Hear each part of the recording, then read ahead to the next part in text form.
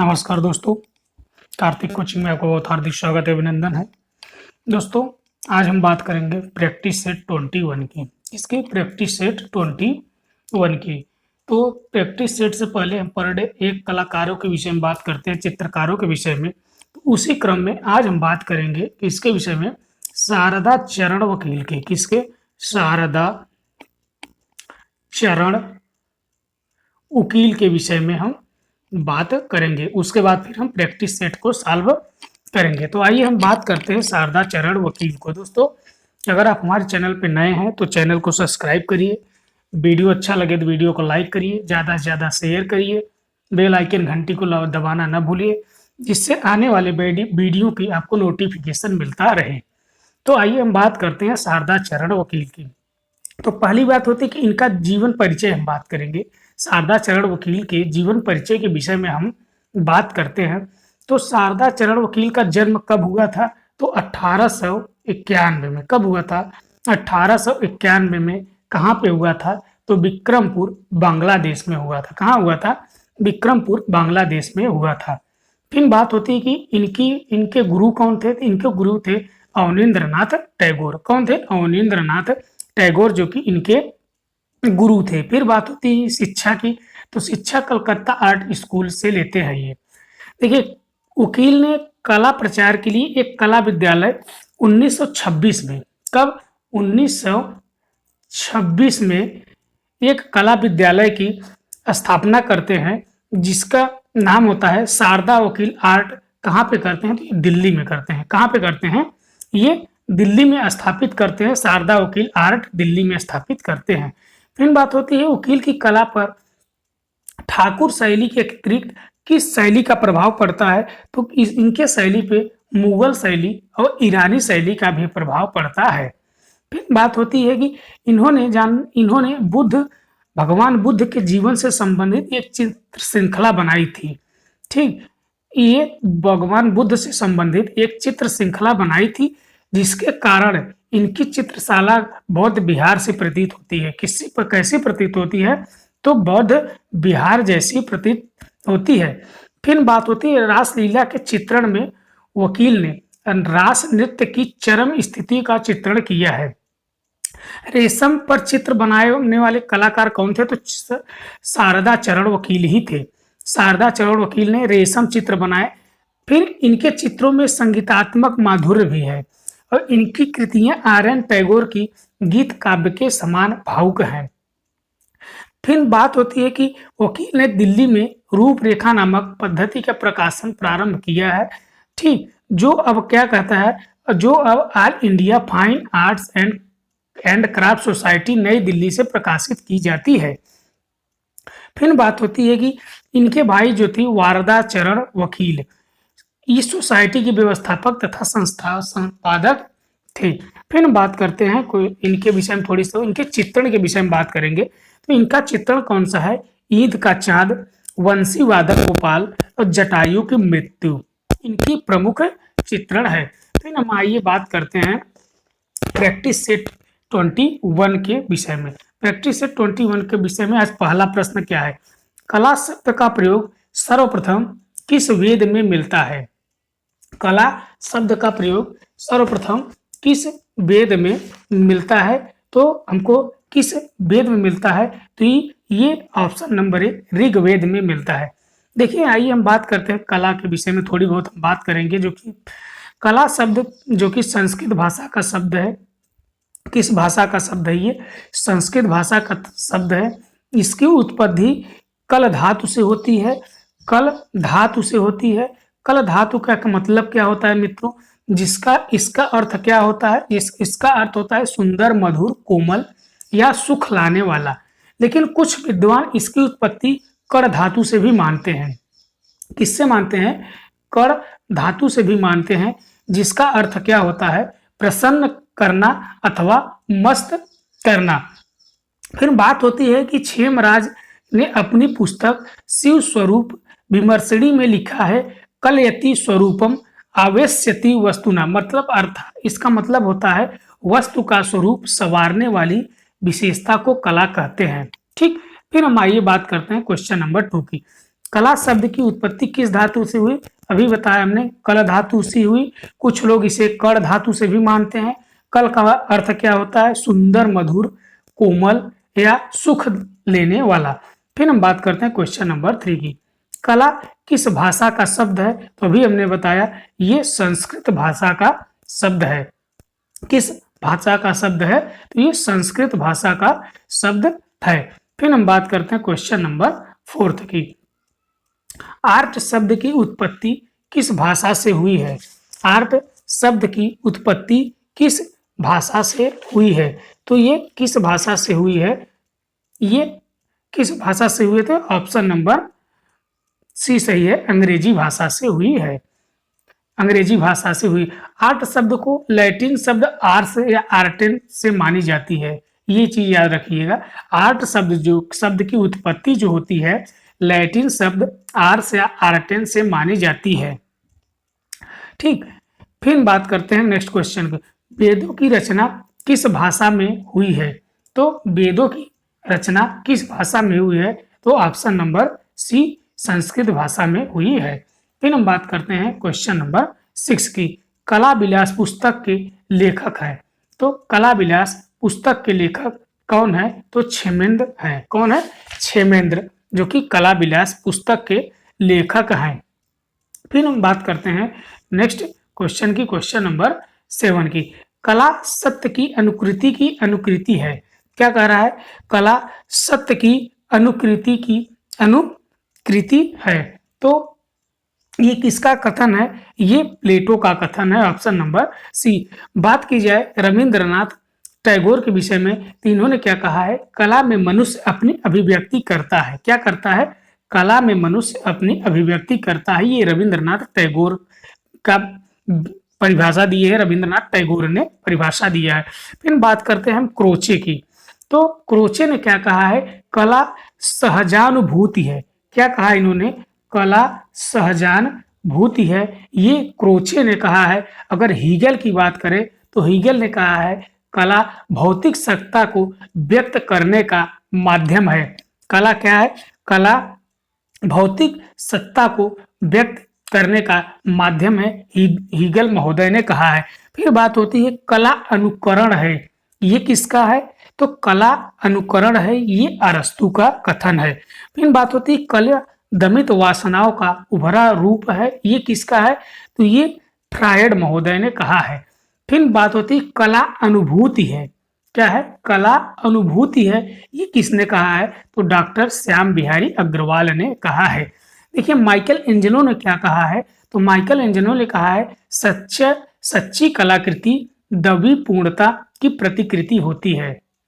क्या होती है? सच्ची कलाकृति दैवी पूर्णता की प्रतिकृति होती है। अगर वही बात करें हम रस्किन महोदय के, तो रस्किन महोदय ने कहा है कला विचारों तथा भाव की अभिव्यक्ति करता है। तो कला सत्य की अनुकृति किसका कथन है? तो प्लेटो की है। फिर हम बात करते हैं क्वेश्चन नंबर 8 की। कला कितने प्रकार की होती है? तो कला कितने प्रकार की होती है? तो कला 2 प्रकार की होती है। कला 2 प्रकार की होती है। देखिए कला के अगर प्रकार की बात करें तो इन्हें भिन्न भिन्न माना जाता है। जैसे चित्रकला की बात करें, चित्रकला किसी द्विआयामी धरातल, क्या? किसी 2 आयामी धरातल जैसे भवन, भित्ति, छतों या स्तंभों पर अथवा भोजपत्र या कागज पर इत्यादि पर रंग तथा रेखाओं की सहायता से किसी रूप का आभास कराना चित्रकला है। फिर बात होती है मूर्तिकला। मूर्तिकला हम जानते हैं यहाँ पे त्रिआयामी होती है। पत्थर, धातु, मिट्टी इत्यादि के स्वभाव पर इसे गढ़कर बनाया जाता है। तो कला कितने वर्गीकरण कितने प्रकार में किया गया है? तो 2 प्रकार में किया गया है। कौन कौन सा है? तो ललित कला और उपयोगी कला। कौन कौन सी है? 2, ललित कला और उपयोगी कला। फिर हम बात करते हैं क्वेश्चन नंबर 9 की। ललित कला के कितने प्रकार की होती है?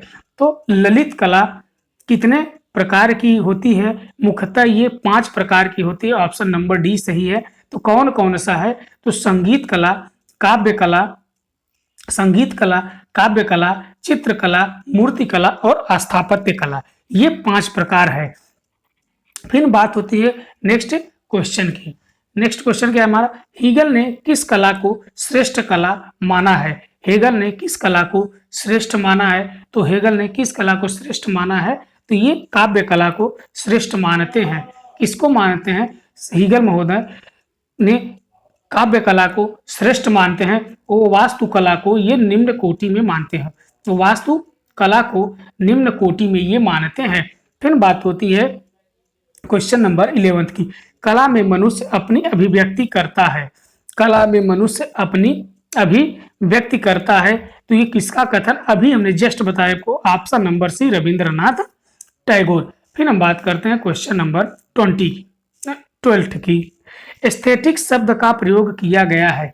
एस्थेटिक शब्द का प्रयोग किया है तो किसने किया है, तो बाउ मार्गेटे, ऑप्शन नंबर सी।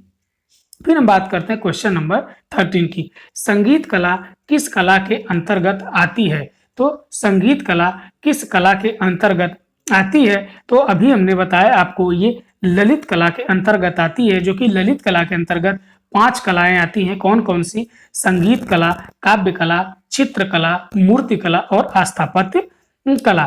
फिर हम बात करते हैं क्वेश्चन नंबर 14 की, हीगल ने किस कला को निम्न श्रेणी में रखा है, तो किस कला को निम्न श्रेणी में रखा है, तो ये ऑप्शन नंबर ये रखते हैं वास्तु कला को। किसको रखते हैं ये, तो वास्तु कला को, मतलब स्थापत्य कला को ये निम्न श्रेणी में रखते हैं। फिर बात होती है क्वेश्चन नंबर 15 की, कला का यथार्थवादी प्रयोग सर्वप्रथम किया था, तो यथार्थवादी अगर प्रयोग की बात की जाए या प्रमाणिक की भी बात की जाए तो भरत मुनि का जो नाट्य शास्त्र है उसमें मिलता है।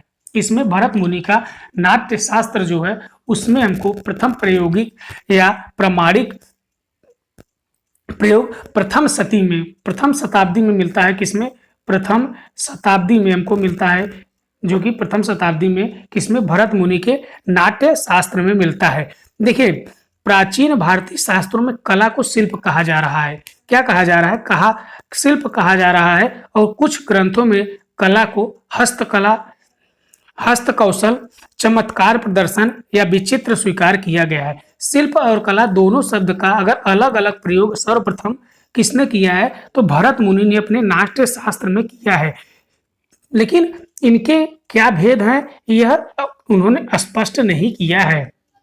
क्या उन्होंने स्पष्ट नहीं किया है। अगर बात की जाए पाणिनि की अष्टाध्यायी में, तो नर्तक, वादक और गायक को शिल्पी कहा है। क्या कहा है, नर्तक, गायक और वादक को शिल्पी कहा है। और कौशिकी की ब्राह्मण में नृत्य और गीत को शिल्प माना गया है।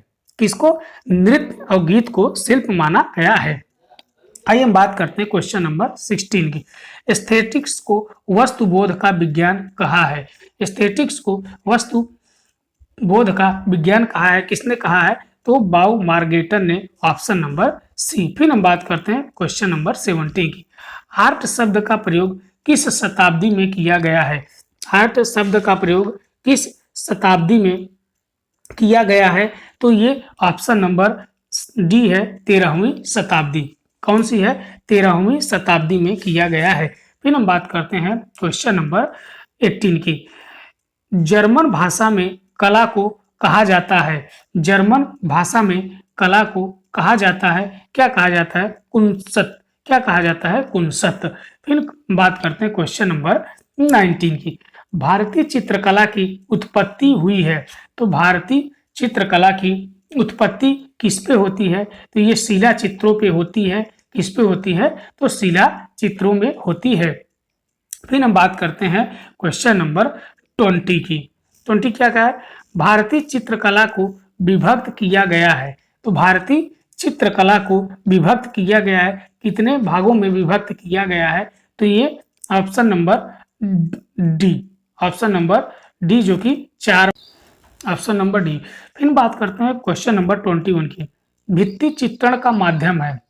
भित्ति चित्रण का माध्यम है, भित्ति चित्रण का माध्यम क्या है, तो ये है दीवार, ऑप्शन नंबर डी, क्या है, दीवार। फिर हम बात करते हैं क्वेश्चन नंबर 22 की, चित्रपट पर चित्र बने होते हैं।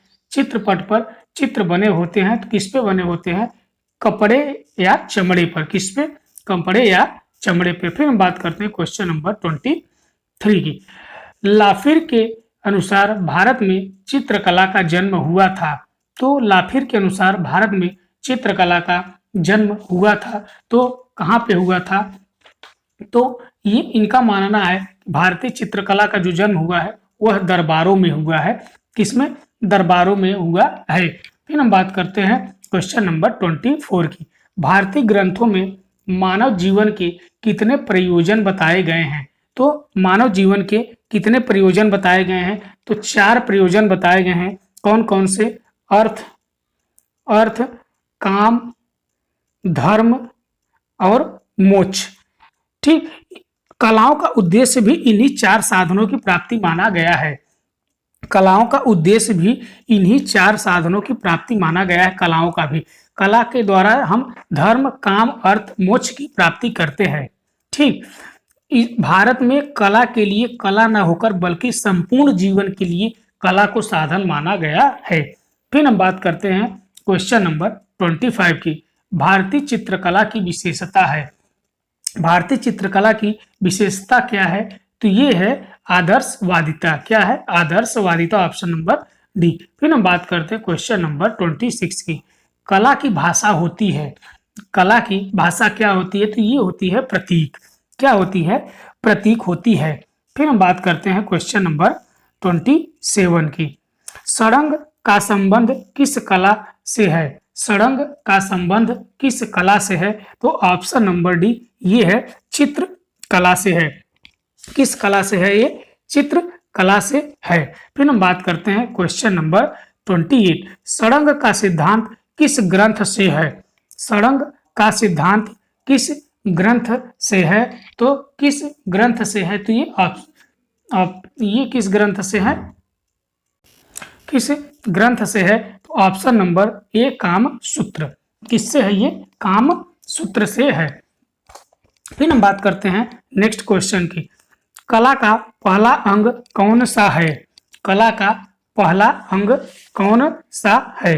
तो कला का पहला अंग कौन सा है? तो ऑप्शन नंबर बी, रूप भेदा। कौन सा है? तो रूप भेदा। देखिए, कला के जो 6 अंग हैं, ये सर्वप्रथम हमको इसका उल्लेख किस ग्रंथ में मिलता है? तो ये जय मंगला में मिलता है। किसमें मिलता है? तो जय मंगला में मिलता है। अगर बात की जाए कामसूत्र की, तो कामसूत्र के टीकाकार कौन थे? तो यशोधर पंडित थे। क्या थे? यशोधर पंडित थे।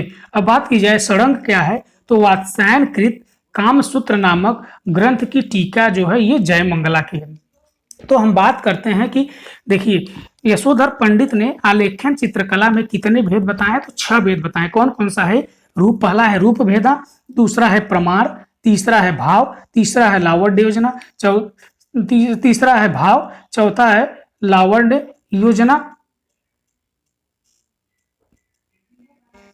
लावण्य योजना, फिर 5वां है सादृश्य, छठा है वर्णिका भंग। वर्णिका भंग। तो उसी क्रम में हम पहले की बात करते हैं रूप भेदा की। देखिए, रूप भेदा पहला है, तो उसका मतलब क्या आता है? रूप के बाहरी भेदों का अध्ययन किया जाता है रूप भेद के अंतर्गत।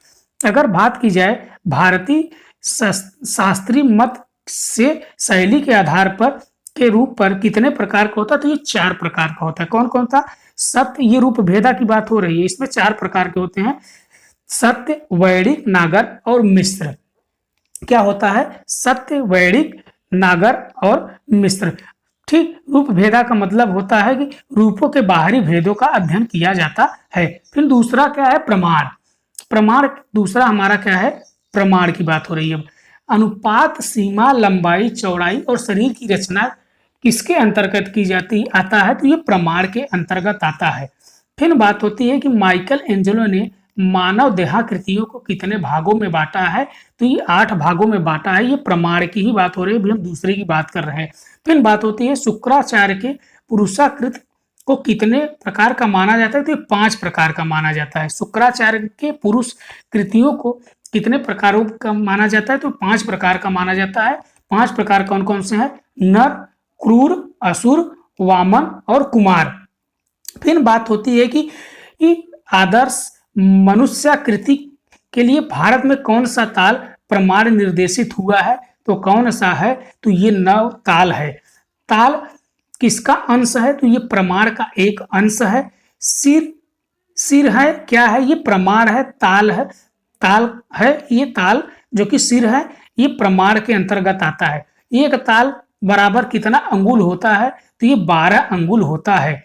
फिर बात होती है सिर को कितने भागों में बांटा गया है? तो 4 भागों में बांटा गया है। फिर हम बात करते हैं तीसरे की हम बात करते हैं भाव की। तो भाव क्या है? आकृति की भंगिमा को भाव कहते हैं। फिर बात करते हैं भाव कला को देता है, क्या देता है? अभिव्यक्ति। भाव कला को क्या देता है? अभिव्यक्ति देता है। और भाव का किससे घनिष्ठ संबंध है? तो ये रस से है। किससे है? रसों से है। और रस के सिद्धांत की बात की जाए तो भरत मुनि ने रस सिद्धांत दिया था। किसने दिया था? तो भरत मुनि ने रस सिद्धांत दिया था। फिर बात होती है भरत मुनि ने कितने रस सिद्धांत को दिया था? तो ये 8 रस को सिद्धांत। और अस्थाई भाव की अगर बात की जाए तो 8 अस्थाई भाव को भी प्रारंभ में दिया था। फिर बात होती है कि भाव है। भाव क्या है? भारतीय चित्रकला की आत्मा ही भाव है। भारतीय चित्रकला की आत्मा ही भाव है। फिर बात होती है कि किसी सौंदर्य को देखने के लिए क्या सहायक होता है? तो किसी भी सौंदर्य को देखने के लिए क्या सहायक होता है? तो भाव होना चाहिए। भाव सहायक होता है। फिर हम बात करते हैं चौथे की, हम बात करेंगे लावण्य योजना। तो देखिए लावण्य योजना क्या है? वह सौंदर्य का अभिव्यंजक है। क्या है? वह सौंदर्य का अभिव्यंजक है। फिर हम बात करते हैं 5वें की, सादृश्य की। सादृश्य का मतलब क्या होता है मित्रों? मूल वस्तु, पदार्थ या भाव के साथ उसके प्रतिकृति की समानता को दर्शाना कहलाता क्या है? ये सादृश्य कहलाता है। तो भारतीय कला में शरीर रचना हेतु प्रधान रूप से किन उपमान का प्रयोग हुआ है? तो किसका हुआ है? स्थिर मुख अंडाकृति, चंचल मुख पान की आकृति, जैसे प्रसन्न नेत्र खंजन पक्षी के समान, विलासी नेत्र परवल की पंख के समान, योगी का कान ऊं की आकृति जैसा। ठीक। फिर हम बात करते हैं छठे की। देखिए छठा क्या है? वर्णिका भंग। तो वर्णिका भंग क्या है? भारतीय चित्रकला के षडंग का वह कौन सा भाग है जो रंग को महत्व करता है? यह है वर्णिका भंग। वर्णिका भंग कैसे कहा जाता है? तो नाना वर्णों को सम्मिलित भंगिमा को वर्णिका भंग कहा जाता है। किसके? नाना वर्णों को सम्मिलित भंगिमा को वर्णिका भंग कहा जाता है। बात होती है षडंग में सबसे कठिन साधन होती है तो कौन सी होती है? वर्णिका भंग। तो इसके प्रमुख वर्ण कौन कौन से हैं? कितने हैं? तो ये 5 प्रकार के वर्ण होते हैं। कौन कौन सा है? लाल, पीला, सफेद, नीला और काला। कौन कौन सा है? लाल, पीला, सफेद, नील, काला। फिर हम बात करते हैं नेक्स्ट क्वेश्चन की, क्वेश्चन नंबर 13 की। सोमेश्वर द्वारा रचित मानसोल्लास में कितने रूप बताए गए हैं? तो कितने रूप बताए गए हैं? तो ये ऑप्शन नंबर सी 5 रूप बताए गए हैं। फिर हम बात करते हैं 31 की। षडंग के लेखक कौन है? षडंग के लेखक कौन है? तो अभी हमने बताया यशोधर पंडित हैं।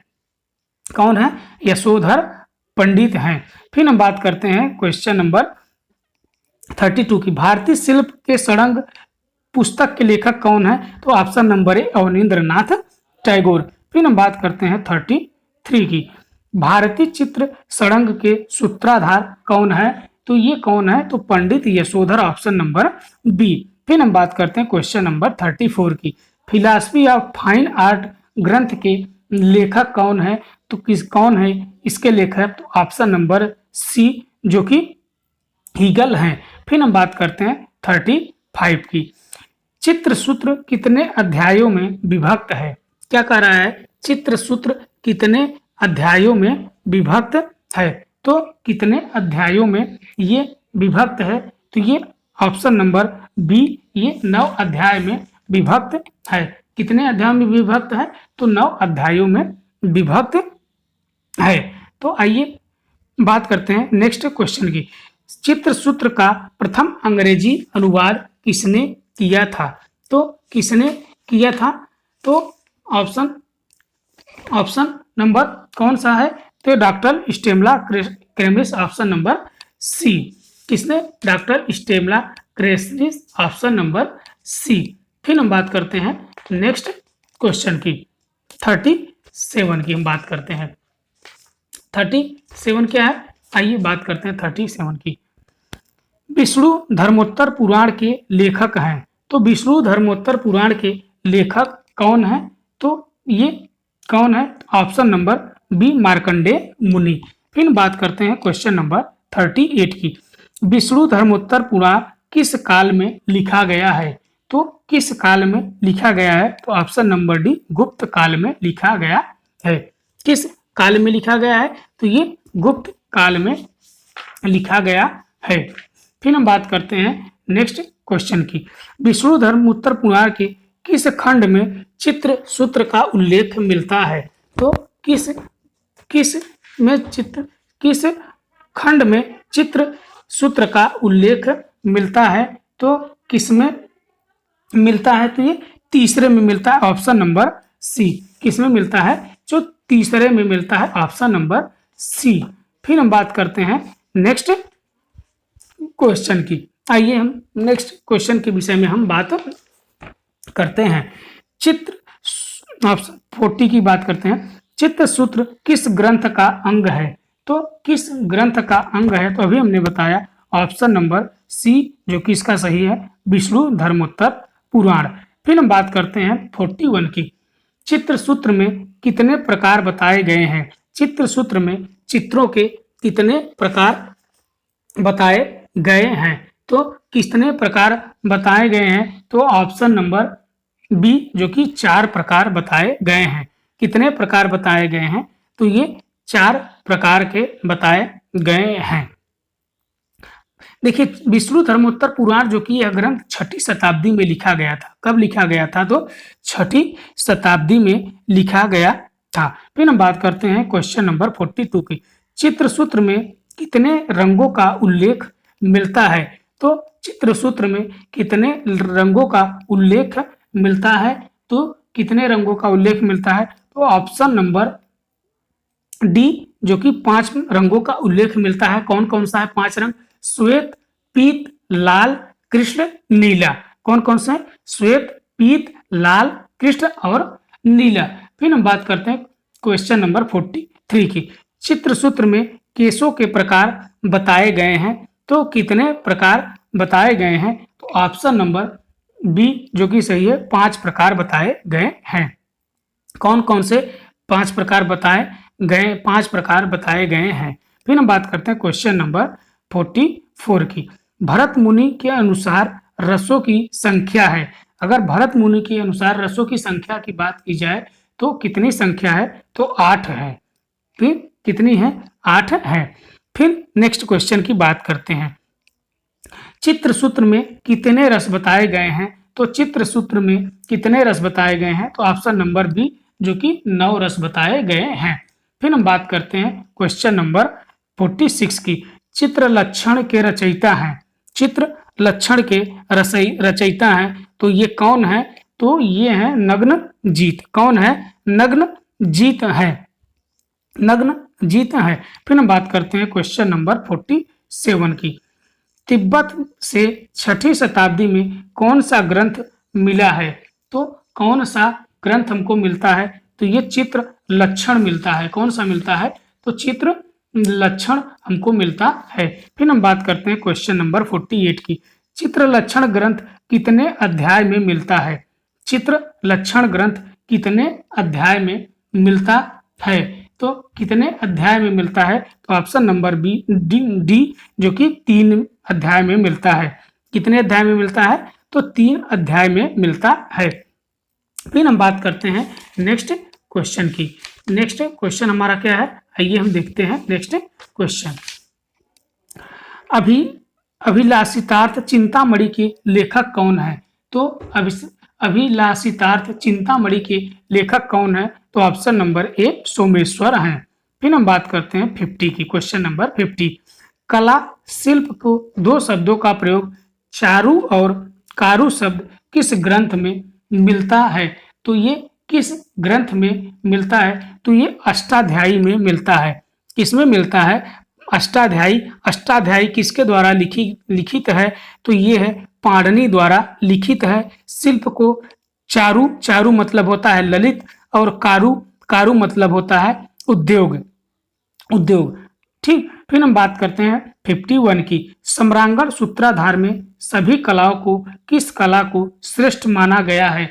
तो किस कला को श्रेष्ठ माना गया है? तो ये माना गया है ऑप्शन नंबर ए, चित्र कला को। फिर हम बात करते हैं क्वेश्चन नंबर 52 की।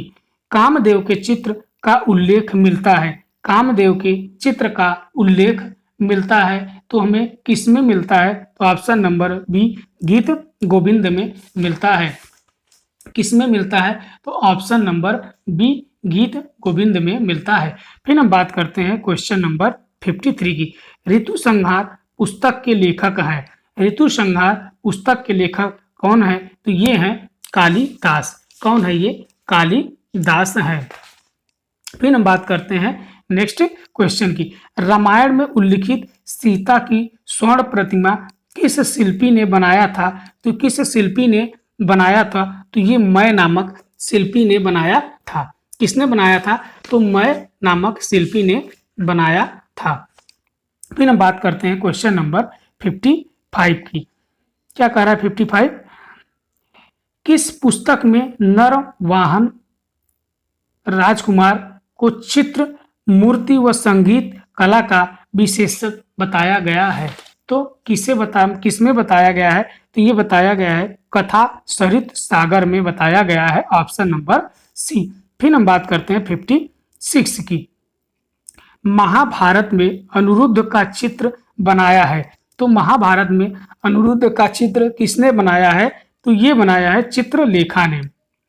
किसने बनाया है? तो ऑप्शन नंबर डी, चित्रलेखा ने बनाया है। फिर हम बात करते हैं क्वेश्चन नंबर 57 की।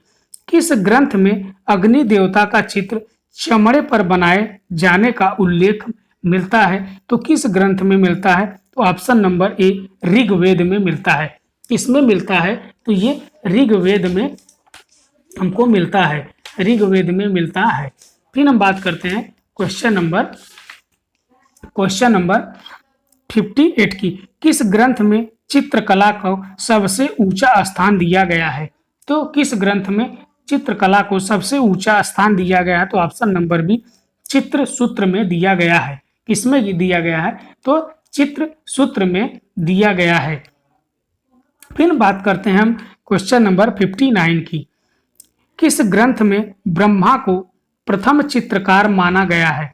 तो किस ग्रंथ में ब्रह्मा को प्रथम चित्रकार माना गया है? तो ये माना गया है चित्र लक्षण में माना गया है। किसमें माना गया है? तो चित्र लक्षण में माना गया है। फिर हम बात करते हैं क्वेश्चन नंबर 60 की। चित्रकला की उत्पत्ति वर्णन किस ग्रंथ में मिलता है? तो हमको किस ग्रंथ में मिलता है? तो किस ग्रंथ में चित्रकला की उत्पत्ति का वर्णन किस ग्रंथ की बात की जा रही? अगर ग्रंथ की बात की जाए तो ये चित्र लक्षण है। देखिए इसमें ऋग्वेद में हमको, अगर ऋग्वेद की हम बात की जाए तो देखिए सबसे पहले ऋग्वेद में कला का वर्णन हमको मिलता है। इसमें ऋग्वेद में मिलता है। अगर कला शब्द के प्रयोग की बात अगर की जाएगी, कला शब्द के प्रयोग की बात की जाएगी तो किसमें मिलेगा? ऋग्वेद में हो जाएगा। अगर वर्णन की बात की जाएगी तो ये चित्र लक्षण में वर्णन किया गया है। दोनों क्वेश्चन अलग अलग हैं, दोनों के पूछने का तात्पर्य भी अलग अलग है। एक में क्या होता है, पहला देखिए कला शब्द के अगर प्रयोग की बात की जाए किस वेद में है, वेद की अगर बात की जाएगी तो ऋग्वेद होगा। अगर ग्रंथ की बात की जाएगी तो चित्र लक्षण होगा। ठीक, अगर वेद की बात की जाएगी तो ऋग्वेद होगा। अगर इसका सही ऑप्शन सी है। कौन सा है? सही ऑप्शन सी है। फिर हम बात करते हैं 61 की। वर्ण के लिए भारतीय चित्रकला का षडंग में किस शब्द का प्रयोग किया गया है? तो किस शब्द का प्रयोग किया गया है? तो किसका किया गया है? तो ऑप्शन नंबर सी, वर्णिका भंग का। किसका किया गया है? तो ऑप्शन नंबर सी, वर्णिका भंग का किया गया है। किसका किया गया है? तो ऑप्शन नंबर सी, वर्णिका भंग। फिर हम बात करते हैं क्वेश्चन नंबर 62 की। निम्नलिखित में से कौन असंबद्ध है? तो कौन असंबद्ध है? तो ये है चित्रकार। क्या है? चित्रकार है। फिर हम बात करते हैं नेक्स्ट क्वेश्चन की 63 की। सौंदर्य क्या है? सौंदर्य क्या है? तो सौंदर्य ये है रस निष्पत्ति। क्या है? रस निष्पत्ति है। फिर हम बात करते हैं क्वेश्चन नंबर 64 की। कौन किसकी? 64 की। रस का क्या अर्थ है? रस का क्या अर्थ है? तो रस का है दर्शक के मन में उत्पन्न आनंद की अनुभूति। तो ऑप्शन नंबर सी। क्या? Option number C. फिर हम बात करते हैं नेक्स्ट क्वेश्चन की। नेक्स्ट क्वेश्चन क्या है? भारतीय चित्रकला के 6 अंगों का विस्तृत वर्णन किस ग्रंथ में मिलता है? तो किस ग्रंथ में मिलता है? तो ऑप्शन नंबर ए जय मंगला में हमको मिलता है। फिर हम बात करते हैं क्वेश्चन नंबर 66 की। वर्णिका भंग का तात्पर्य है। वर्णिका भंग का तात्पर्य क्या है मित्रों? तो इसका आइए देखते हैं क्या है। तो नाना वर्णों की सम्मिलित भंगिमा। Option number A. अभी हमने आपको वर्णिका भंग का पूरी की पूरी हमने आपको व्याख्या करके दिया है, तो आप उसको एक बार जरूर सुनिएगा ध्यान से। ठीक। फिर हम बात करते हैं क्वेश्चन नंबर 67 की। प्रमाण निर्धारण में ताल क्या है? प्रमाण निर्धारण में ताल क्या है? तो अभी हमने बताया ताल एक सिर है। Option number C. फिर बात करते हैं 68। सिर को कितने भाग में बांटा गया है? सिर को कितने भाग में बांटा गया है? तो कितने भागों में बांटा गया है? तो कितने भागों में बांटा गया है? तो ये 4 भागों में बांटा गया है। कितने भागों में बांटा गया है? तो 4 भागों में बांटा गया है। 4 भागों में बांटा गया है। 4 भागों में बांटा गया है। फिर हम बात करते हैं क्वेश्चन नंबर 69 की। क्या कह रहा है? भारतीय प्रमाण के अनुसार मानव देह कृतियों को कितने भागों में बांटा गया है? मानव देह कृतियों को कितने भागों में बांटा गया है? तो कितने भागों में बांटा गया है? तो 7/1/2। कौन सा? 7/1/2 भागों में बांटा गया है। किसमें? 7/2 भागों में बांटा गया है। ठीक। फिर हम बात करते हैं नेक्स्ट क्वेश्चन की। आइए हम नेक्स्ट क्वेश्चन की हम बात करते हैं। माइकल एंजेलो ने मानव देहाकृतियों को कितने भागों में बांटा है? तो अभी हमने बताया माइकल एंजेलो ने मानव देहाकृतियों को कितने भागों में बांटा है। तो कितने? ये 8 भागों में बांटा गया है। तो ऑप्शन नंबर बी। कौन सा? Option number B. 8 भागों में बांटते हैं। ठीक। 8 भागों में ये बांटते हैं। फिर हम बात करते हैं नेक्स्ट क्वेश्चन की। नेक्स्ट क्वेश्चन क्या है? देखिए, लावण्य योजना का अर्थ है। क्या? लावण्य योजना का अर्थ है। तो लावण्य योजना का अर्थ क्या है? वह सौंदर्य का अभिव्यंजक। तो ऑप्शन नंबर सी। क्या है? Option number C. वह सौंदर्य का अभिव्यंजक है लावण्य योजना। फिर बात करते हैं 72 की। संबद्धता का सिद्धांत कहा जाता है। संबद्धता का सिद्धांत कहा जाता है। तो इसका सही ऑप्शन है ऑप्शन नंबर बी, प्रमाण। कौन सा है? प्रमाण। फिर हम बात करते हैं नेक्स्ट क्वेश्चन की। भारतीय सौंदर्य शास्त्र के प्रथम दार्शनिक थे। भारतीय सौंदर्य शास्त्र के प्रथम दार्शनिक थे। कौन थे? ऑप्शन नंबर सी, भरत मुनि। कौन से थे? ये भरत मुनि। फिर हम बात करते हैं क्वेश्चन नंबर 74 की। भारतीय चित्रकला के 6 अंगों की व्याख्या किस ग्रंथ में मिलती है? तो ये हमको किस ग्रंथ में मिलती है? तो इसका ऑप्शन नंबर डी, जय मंगला में मिलती है। किसमें मिलती है? तो जय मंगला में मिलती है। जय मंगला जो कि 11वीं 12वीं वाला, जो 11वीं शताब्दी व 12वीं शताब्दी वाला श्लोक है। रूप भेदा प्रमाण भाव लावण्य योजना सादृश्य वर्णिका भंग इति चित्र षडंगकम। ठीक। अगर बात की जाए नेक्स्ट क्वेश्चन की, रस ध्वनि को श्रेष्ठ माना जाता है। तो रस ध्वनि को श्रेष्ठ माना है तो किसने माना है? तो option number B, Anand Vardhan ने माना है। फिर हम बात करते हैं 6 की। ध्वनि सिद्धांत का प्रतिपादन किया था। ध्वनि सिद्धांत का प्रतिपादन किसने किया था? तो आनंदवर्धन ने किया था। किसने किया था? तो आनंदवर्धन ने किया था। फिर हम बात करते हैं क्वेश्चन नंबर 77 की। सर्वश्रेष्ठ रस माना जाता है। सर्वश्रेष्ठ रस कौन सा माना जाता है? तो ऑप्शन नंबर बी, जो कि श्रृंगार रस को माना जाता है। सर्वश्रेष्ठ रस किसको माना जाता है? तो श्रृंगार रस को माना जाता है। फिर हम बात करते हैं क्वेश्चन नंबर 79 की। 79 क्या कह रहा है मित्रों? आइए देखते हैं 79। रस संबंधी विवाद सर्वप्रथम शुरू किया था, तो किसने किया था? तो ऑप्शन नंबर सी, भट्ट लोलक ने किया था। किसने किया था? भट्ट लोलक ने किया था। फिर हम बात करते हैं क्वेश्चन नंबर 80 की। चित्र बनाने के लिए शांत रस का कैसा अंतराल उचित होगा? चित्र बनाने के लिए शांत रस का कैसा अंतराल उचित होगा? तो कैसा होगा? तो ऑप्शन नंबर बी, समचित्र तल। कौन सा? ऑप्शन नंबर बी, समचित्र तल। फिर हम बात करते हैं नेक्स्ट क्वेश्चन की। अंतराल में स्थित रूप कितने आयाम होते हैं? तो कितने आयाम होते हैं? तो कितने आयाम होते हैं मित्रों? तो ये ऑप्शन नंबर बी, ए, जो कि 2 होते हैं। कितने आयाम होते हैं?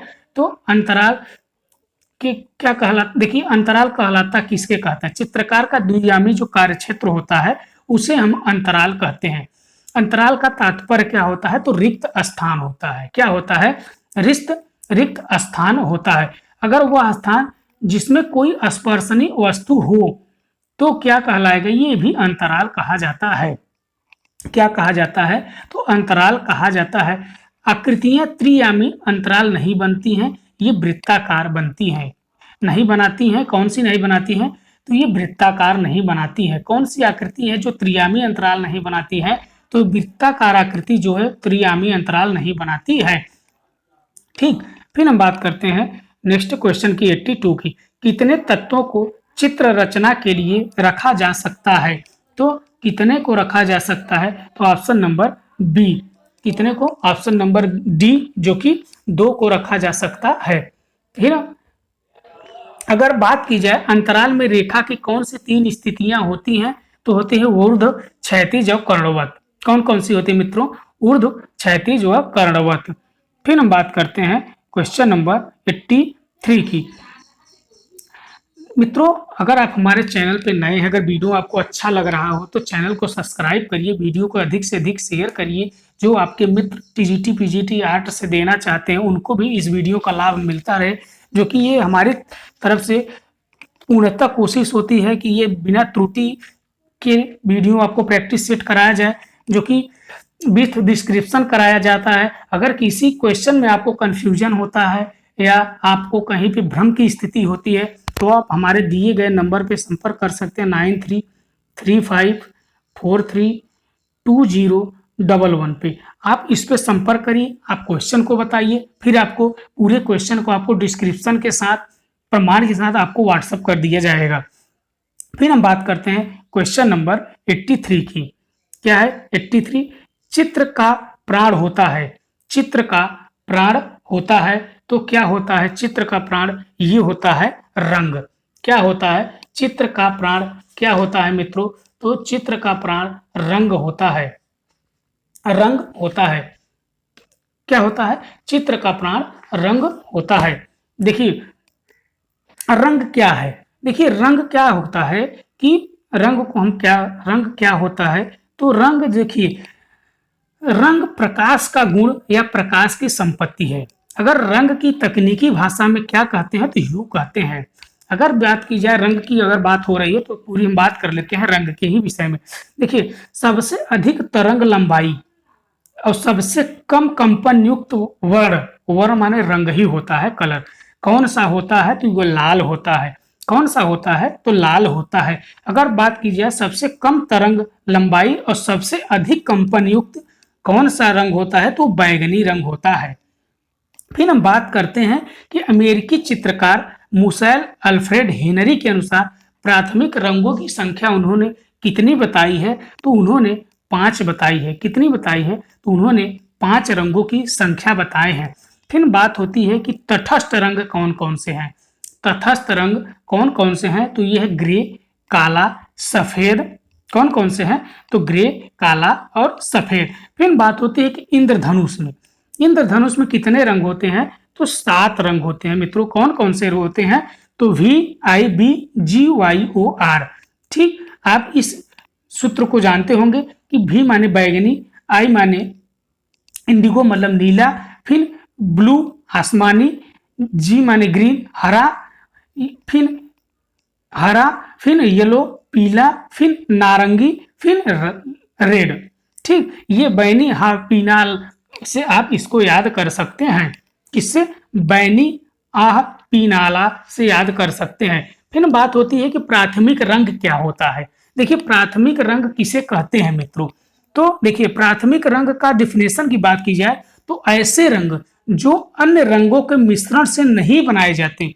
क्या होता है, ऐसे रंग जो अन्य रंगों के मिश्रण से नहीं बनाए जाते हैं, उन्हें हम क्या कहते हैं, उसे हम प्राथमिक रंग कहते हैं।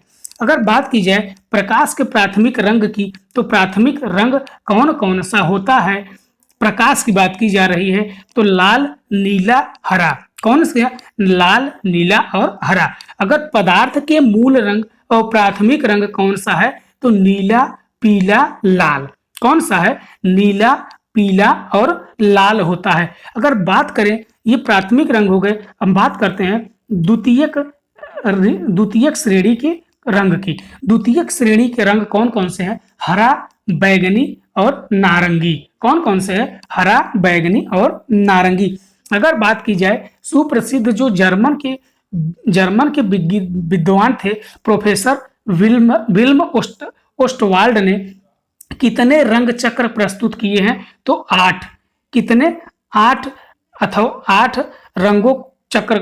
अगर रंगों की बात की जाए तो 8, अगर चक्रों की बात की जाए 24। ठीक, अगर ओस्टवाल्ड रंग की रचना करने के वाले वैज्ञानिक कहाँ के थे, तो ये जर्मन के वैज्ञानिक थे। ठीक, जर्मन के वैज्ञानिक थे। अगर बात की जाए सर्वाधिक सामंजस्य उत्पन्न करने वाले कौन से रंग हैं, तो कौन सा रंग है, तो ये लाल और हरा है। अगर बात की जाए लाल रंग किसका प्रतीक है, तो लाल रंग प्रेम तत्पश्चात पराक्रम का है प्रतीक। अगर बात की जाए सबसे ठंडा रंग कौन सा होता है, तो नीला होता है। कौन सा होता है, नीला है। अगर शीतल प्रभाव उत्पन्न करने वाले रंग कौन कौन से होते हैं, तो नीला और हरा। अगर बात की जाए कौन से रंगों में अधिक भार होता है, तो गर्म रंगों में अधिक भार होता है। किसमें होता है, अधिक भार किसमें होता है, तो गर्म रंगों में होता है। फिर हम बात करते हैं, अगर बात करें कि विष्णु धर्मोत्तर पुराण के आधार पर मुख्यतः कितने वर्ण या रंगों की बात की है, तो हमने बात किया है लाल, पीला, नीला, सफेद और काला। अगर न्यूटन के प्रकाश की रंगत की बात की जाए तो कौन कौन सी है, तो बैगनी, गहरा नीला, फिर हरा, पीला, नारंगी और लाल। अगर रौद्र रस का रंग क्या है, तो वह है लाल। फिर हम बात करते हैं नेक्स्ट क्वेश्चन की, 84 की। भारतीय चित्रकला में रंगों का महत्व है। भारतीय चित्रकला में रंगों का महत्व क्या है, तो ऑप्शन नंबर सी, छाया प्रकाश। फिर हम बात करते हैं क्वेश्चन नंबर 85 की। सौंदर्य शास्त्र के अनुसार भाव होते हैं। सौंदर्य शास्त्र के अनुसार भाव होते हैं, तो कितने भाव होते हैं, 49 भाव होते हैं। फिर हम बात करते हैं 86 की। सहजानुभूति का सिद्धांत दिया है। सहजानुभूति का सिद्धांत किसने दिया है, तो किसने दिया है मित्रों, तो किसने दिया है, तो ये दिए हैं क्रोचे ने। किसने दिया है, तो ये क्रोचे ने दिया है। तो किसने दिया मित्रों, ये क्रोचे महोदय सहजानुभूति का सिद्धांत ये देते हैं। कौन देते हैं, ये क्रोचे महोदय जो कि कला सहजानुभूति का सिद्धांत देते हैं। फिर हम बात करते हैं क्वेश्चन नंबर 87 की। ओस्टवाल्ड ने कितने रंगों का चक्र प्रस्तुत किया है, तो अभी हमने बताया कि 8 रंगों का चक्र उन्होंने प्रस्तुत किया है। कितना, 8 रंगों का चक्र उन्होंने प्रस्तुत किया है। फिर हम बात करते हैं क्वेश्चन नंबर 88 की। अलंकारवाद का प्रतिपादन किया है। अलंकारवाद का प्रतिपादन किया है? तो किसने किया है? ऑप्शन नंबर बी, भामा ने किया है। फिर हम बात करते हैं 89 की। कुंडली रेखाएं व्यक्त करती हैं, कुंडली रेखाएं व्यक्त करती हैं तो क्या व्यक्त करती हैं? लयपूर्ण गति, लयपूर्ण गति जो कि व्यक्त करती हैं। अगर रेखा की बात करें तो रेखा किसे कहते हैं? तो रेखा किसे कहते हैं मित्रों? तो देखिए, दो बिंदुओं के बीच की दूरी को, दो बिंदुओं के बीच की दूरी को रेखा कहा जाता है। क्या कहा जाता है? दो बिंदुओं के बीच की दूरी को रेखा कहा जाता है। अगर हम बात करें रेखा के कितने भेद माने गए हैं, तो दो भेद माने गए हैं। कौन कौन सा? सरल रेखा, सरल रेखा।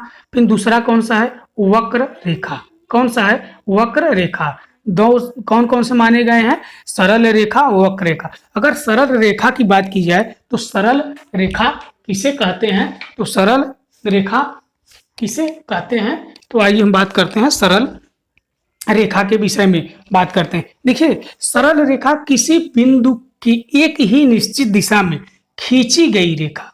क्या होता है? ये किसी बिंदु से, कोई किसी भी बिंदु से, मान लीजिए एक्स से खींची जा रही एक रेखा वाई बिंदु पे जाती, एक निश्चित दिशा में खींची गई रेखा को सरल रेखा कहते हैं। क्या कहते हैं? सरल रेखा कहते हैं। अगर बात की जाए वक्र रेखा, तो यदि रेखा खींचने की दिशा बदल दी जाए, मान लीजिए आप एक्स से रेखा खींच रहे हैं, आपको वाई तक जाना है, फिर बाद में वाई से जाके फिर जेड तक चले गए आप, रेखा की दिशा क्या होती है? अगर पूर्व से जा रहे हैं, पश्चिम दिशा में चले गए, तो ये वक्र रेखाएं होती हैं। क्या होती हैं? वक्र रेखाएं होती है। फिर हम बात करते हैं चित्र में रेखा। देखिए, आकृति को रूप देती है, प्रवाह पैदा करती है और क्या करती है? चित्र को उभारती है, चित्र को उभारती है। अगर भारतीय चित्र कला में रंग के साथ महत्व किसका होता है? तो ये रेखा का होता है। किसका होता है? रेखा का होता है। अगर बात की जाए तो भारतीय रेखाओं द्वारा भाव प्रदर्शन किस शैली की विशेषता होती है मित्रों? तो ये होती है किसकी? अजंता शैली की विशेषता होती है। फिर हम बात करते हैं क्वेश्चन नंबर 90 की। रेखा कितने आयामी होते हैं? तो अभी हमने बताया रेखा कितने आयामी होते हैं, तो ये दो आयामी होते हैं। अभी हमने बताया दो आयामी होती है। कौन कौन से? सरल रेखा, फिर वक्र रेखा। फिर हम बात करते हैं क्वेश्चन नंबर 91 की। रौद्र रस का रंग क्या है? तो इसका रंग क्या है? तो ऑप्शन नंबर सी क्या है? लाल है। फिर हम बात करते हैं क्वेश्चन नंबर 92 की। भारतीय अलंकरण की प्राचीन विशेषता है, तो इसकी प्राचीन विशेषता क्या है? तो ये है ऑप्शन नंबर सी क्या है? लय। ऑप्शन नंबर सी क्या है? ये लय है, लय। फिर हम बात करते हैं क्वेश्चन नंबर 93 की। प्रेम के प्रतीक का रंग कौन सा है? तो ये है लाल। कौन सा है? लाल। फिर हम बात करते हैं क्वेश्चन नंबर 94 की। कत्थई रंग बनता है, क्या कह रहा है? कत्थई रंग बनता है। किन दो रंगों को मिलाने से कत्थई रंग बनता है? तो किसको? लाल और हरा। किसको? लाल और हरा को मिलाने से कत्थई रंग बनता है, तो ऑप्शन नंबर सी। फिर हम बात करते हैं 95 की। दर्शक को कितने घन के कितने तल दिखाई देते हैं? तो कितने दिखाई देते हैं? तो 3 तल दिखाई देते हैं। 3 तल दिखाई देते हैं। कितने तल दिखाई देते हैं मित्रों? तो 3 तल दिखाई देते हैं। 3 तल दिखाई देते हैं। फिर हम बात करते हैं नेक्स्ट क्वेश्चन की। प्रजनन एवं विकास किस रंग का प्रतीक है? तो अभी हमने बताया प्रजनन और विकास किस रंग का प्रतीक है, तो ऑप्शन नंबर ए हरा रंग का प्रतीक है। फिर हम बात करते हैं 97 की। स्वतंत्र रेखांकन का प्रयोग किया था। स्वतंत्र रेखांकन का प्रयोग किया था, तो किसने किया था? ऑप्शन नंबर सी कांडिस्की ने किया था। फिर हम बात करते हैं 98 की।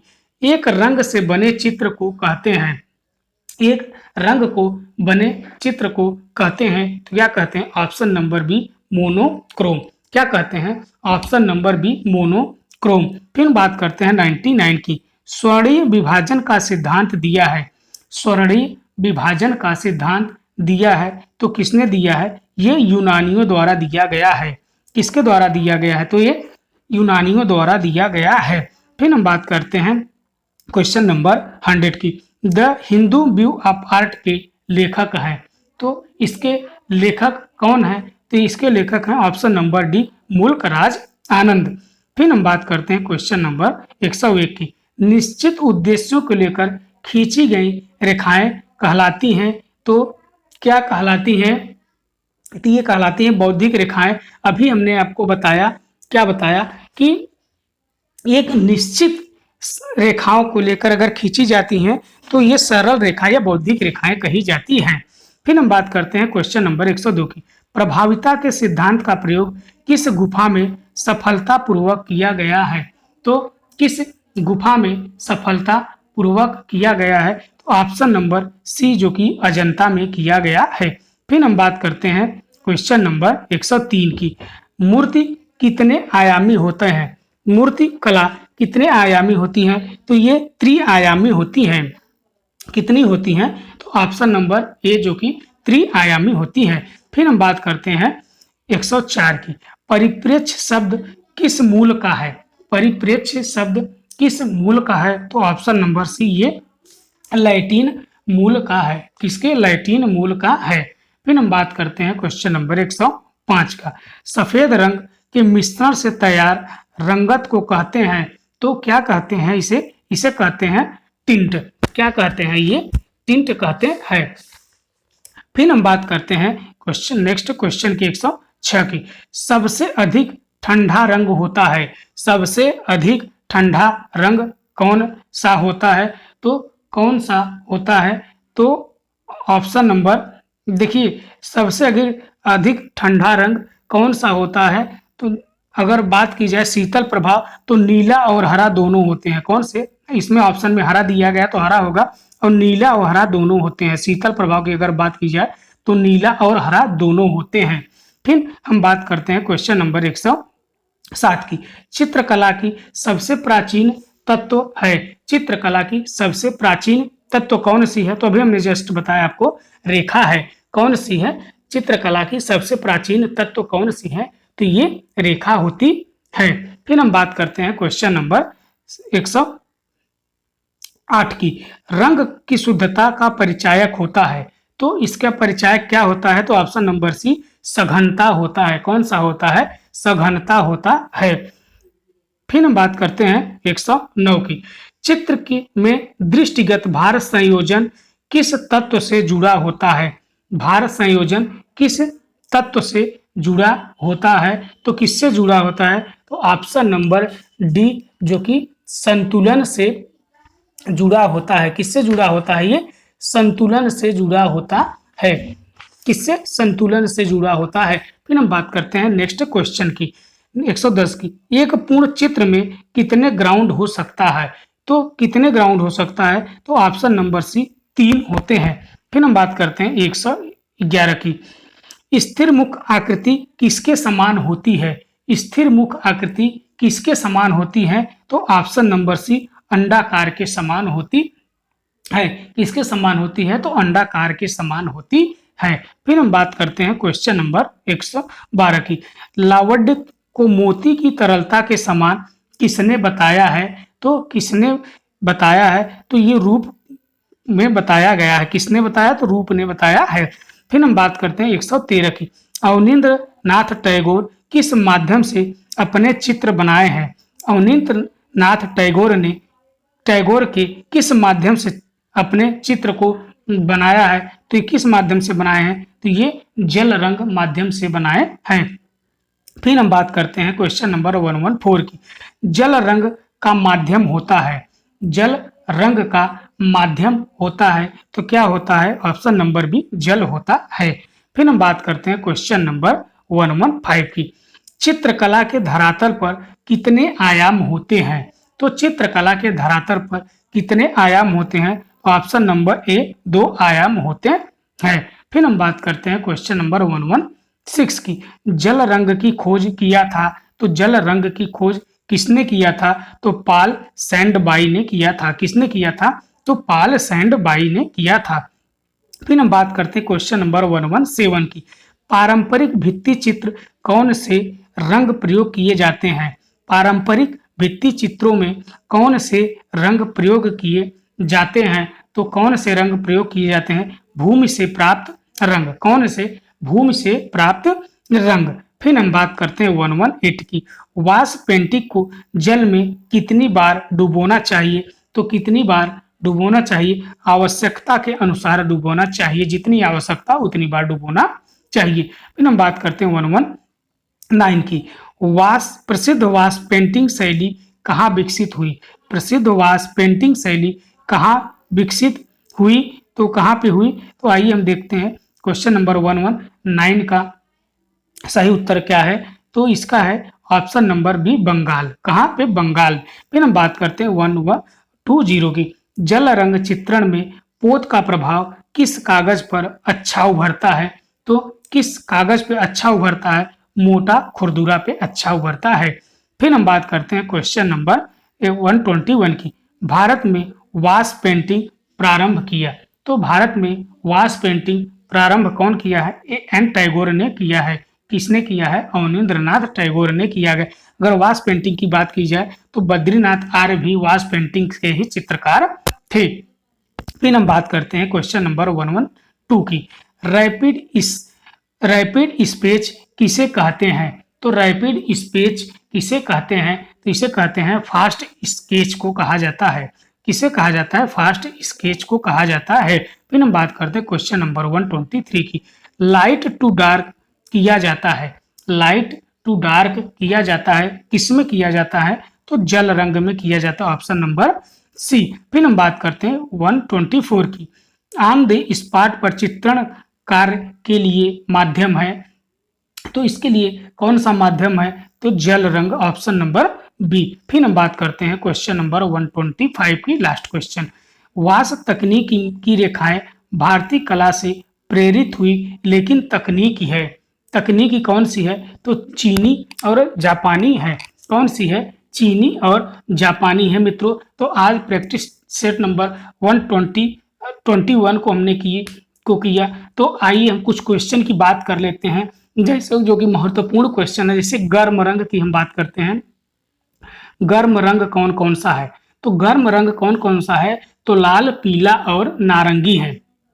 कौन कौन सा है? तो लाल, पीला और नारंगी है। फिर हम बात करते हैं, आइए हम बात करते हैं पोत के विषय में बात करते हैं, जो कि पोत क्या है। पोत आप लोग बताएंगे क्या है? पोत देखिए, धरातल की बुनावट, अनुभूति या गुण को ही पोत कहा जाता है। क्या कहा जाता है? पोत कहा जाता है। अगर बात करें वयन अथवा टेक्सचर क्या होता है? तो ये धरातली बुनावट होता है। क्या होता है? टेक्सचर क्या होता है? ये धरातली बुनावट होता है। फिर हम बात करते हैं कि देखिए, पोत का अनुभव कितने प्रकार से होता है? तो आप जानते हैं कि 2 प्रकार से होता है। किससे किससे होता है? 2 प्रकार कौन कौन से हैं? एक होता है चाक्षुष, दूसरा होता है अनुभूति जन्य या स्पर्श ज्ञान। स्पर्श ज्ञान। फिर बात होती है कि कितने भेद होते हैं? तो 3 भेद होते हैं। कौन कौन से? प्राप्त, कृत्रिम और सृजित। कौन कौन से? प्राप्त, कृत्रिम और सृजित। अगर हम बात करते हैं मित्रों स्पर्श ज्ञान की, तो स्पर्श ज्ञान क्या है? तो स्पर्श ज्ञान है धरातल की बुनाई को छूने पर जो ज्ञान होता है उसे हम स्पर्श ज्ञान कहते हैं। तो दोस्तों, कल हम बात करेंगे आपसे एक चित्रकार के विषय में, और हम बात करेंगे कल हम बात करेंगे आकृति के विषय में भी हम बात करेंगे। दोस्तों, अगर आपको वीडियो अच्छा लग रहा हो तो चैनल को सब्सक्राइब करिए, वीडियो को लाइक करिए, अधिक से अधिक शेयर करिए। अगर आपको कहीं भी कोई भी कंफ्यूजन होता है तो हमारे दिए गए नंबर पे आप संपर्क कर सकते हैं। नंबर है हमारा 9335432011। आप इस पे किसी भी समय आप संपर्क करिए, आप क्वेश्चन को बताइए, फिर उसके हम निवारण आपको पूरी तरीके से संतुष्ट कर देंगे क्वेश्चन का आंसर। अगर आपको कहीं भी कोई भी कंफ्यूजन होता है तो अगर दोस्तों आपको वीडियो अच्छी लगी तो चैनल को सब्सक्राइब जरूर करिएगा। धन्यवाद।